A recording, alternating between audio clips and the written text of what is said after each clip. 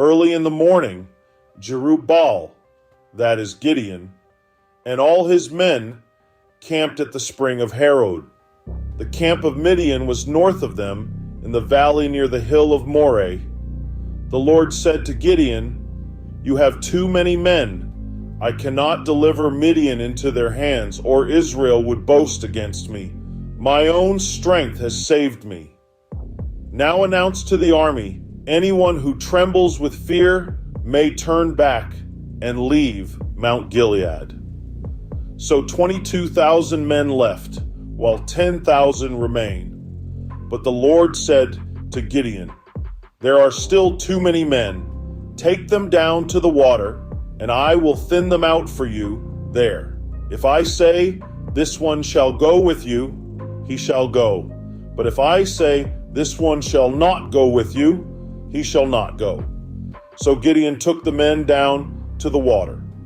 There the Lord told him, "Separate those who lap the water with their tongues, as a dog laps from those who kneel down to drink." 300 of them drank from cupped hands, lapping like dogs. All the rest got down on their knees to drink.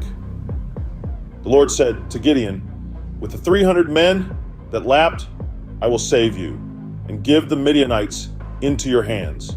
Let all the others go home."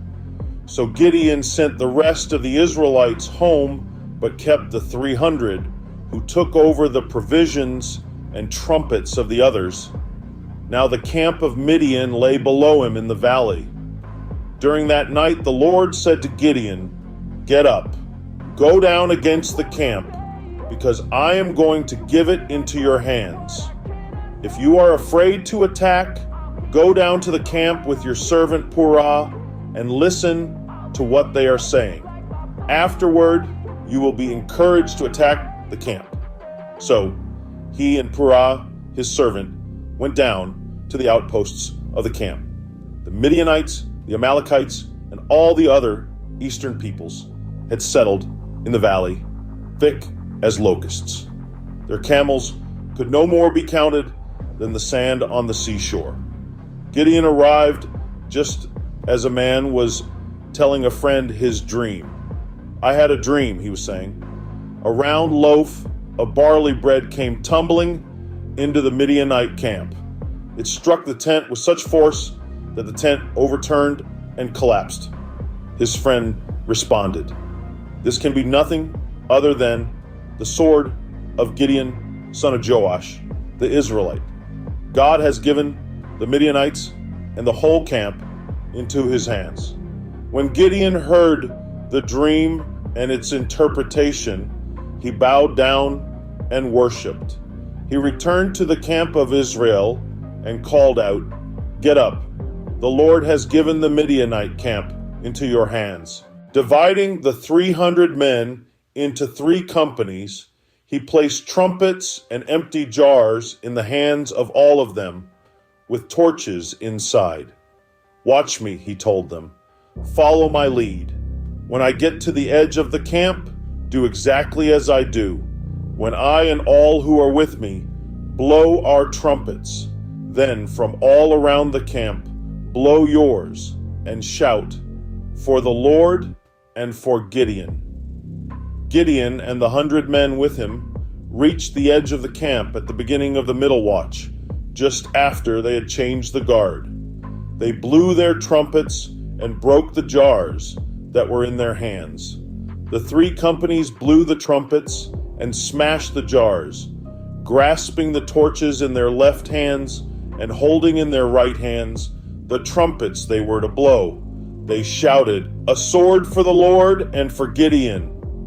While each man held his position around the camp, all the Midianites ran, crying out as they fled. When the 300 trumpets sounded, the Lord caused the men throughout the camp to turn on each other with their swords. The army fled to Beth-shittah toward Zererah, as far as the border of Abel-meholah near Tabath. Israelites from Naphtali, Asher, and all Manasseh were called out, and they pursued the Midianites. Gideon sent messengers throughout the hill country of Ephraim, saying, "Come down against the Midianites and seize the waters of the Jordan ahead of them as far as Beth-barah." So all the men of Ephraim were called out, and they seized the waters of the Jordan as far as Beth-barah. They also captured 2 of the Midianite leaders, Oreb and Zeb. They killed Oreb at the rock of Oreb and Zeb at the winepress of Zeb. They pursued the Midianites and brought the heads of Oreb and Zeb to Gideon, who was by the Jordan.